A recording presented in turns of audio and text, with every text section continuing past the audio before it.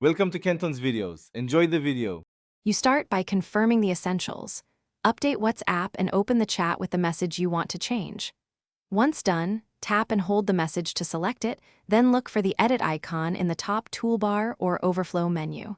You do this now because editing only appears for recent messages and when the app supports it.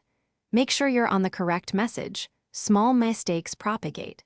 If you see no edit option, pause and check app version or platform limitations before proceeding. You now change the word directly. After tapping Edit, place the cursor where the word appears and type the replacement.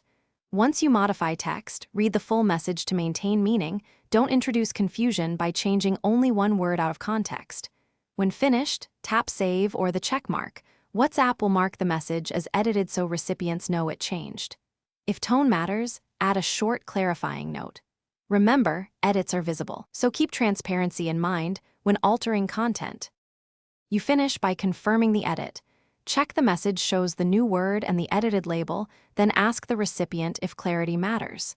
If the edit didn't save, try closing and reopening the chat, then attempt again. Sometimes a quick restart fixes sync issues. If editing isn't supported, use delete for everyone within the allowed time and resend the corrected message.